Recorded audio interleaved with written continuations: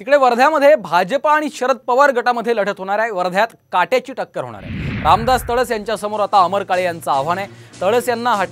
तडस यांनी हॅट्रिकचा विश्वास व्यक्त केलेला आहे। वर्ध्यामध्ये आपण पाहतोय भाजप आणि शरद पवार गटामध्ये लढत होणार आहे। पाहूयात या संदर्भातला एक खास रिपोर्ट।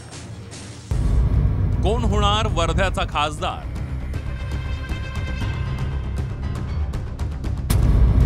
भाजपला हॅट्रिक करण्याचा विश्वास।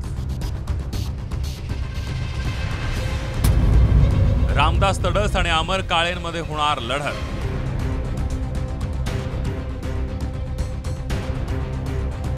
वर्धा लोकसभा मतदारसंघ तसा पाहिला तर काँग्रेसचा बालेकिल्ला, मात्र 2014 मध्ये वर्ध्याची जागा भाजपने काबीज करत या मतदारसंघावर आपलं वर्चस्व स्थापित केलंय।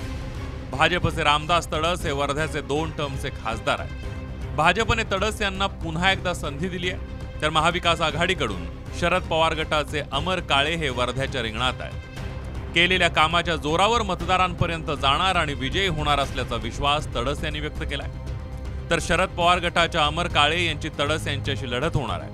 काळे हे आर्वी विधानसभा मतदारसंघातून 3 वेळा आमदार होते, त्यामुळे त्यांची ही ताकद मोठी आहे।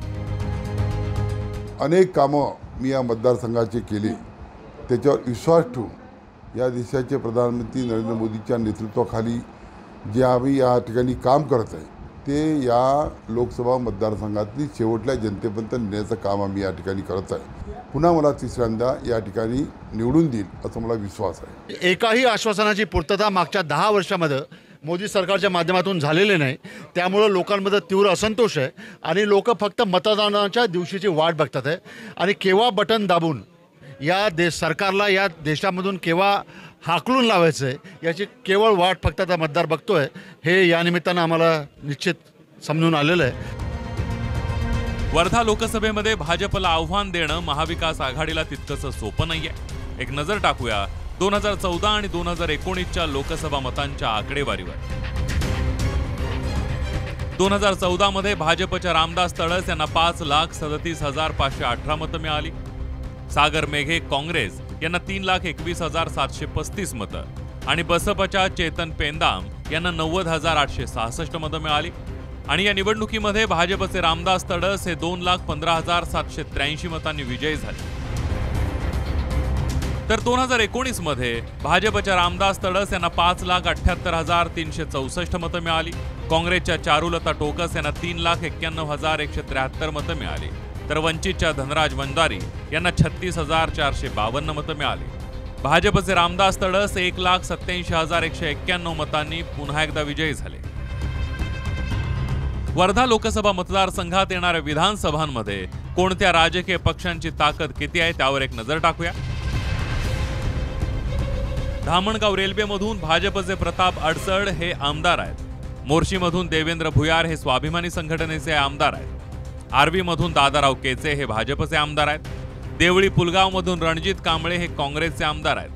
हिंगणघाटमध्ये समीर कुणावार हे भाजपचे आमदार आहेत, तर पंकज भोयर हे वर्ध्यातून भाजपचे आमदार आहेत। एकूण जर आमदारांची संख्या बघितली तर भाजप 4 आमदार, काँग्रेस 1 आमदार आणि स्वाभिमानी संघटना 1 आमदार।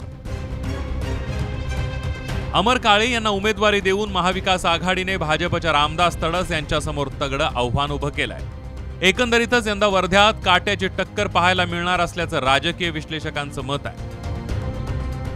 वर्धा लोकसभा मतदारसंघाची लढत ही अतिशय चुरशीची आणि रंगतदार होईल हे आताच चित्र स्पष्ट झालेलं आहे। राष्ट्रवादीकडून अमर काळे तर भाजपकडून रामदास तडस हे 2 उमेदवार जे आहेत ते दोन्ही तगडे उमेदवार आहेत। रामदास तडस हे 2दा निवडून आलेले याच्यापूर्वी आणि सलग 3ऱ्यांदा विजयासाठी ते इच्छुक आहेत। तर दुसरीकडे काँग्रेसचे अमर काळे हे राष्ट्रवादीत जाऊन तिथले उमेदवार झालेले आहे आणि त्यांच्यासोबत आता सगळे पक्ष संघटना एकत्र येऊन त्यांना मजबूत ताकद देण्याचा प्रयत्न ते करत आहेत। 2014 आणि 2019 प्रमाणे यंदाची निवडणूक ही भाजपसाठी एकतर्फी नक्कीच नसणार आहे। त्यामुळे भाजपचे तडस हॅट्रिक करणार की महाविकास आघाडीचे अमर काळे त्यांचा विजयी रथ रोखणार हे पाहणं महत्त्वाचं ठरणार आहे। चेतन व्यास, साम टीव्ही न्यूज, वर्धा।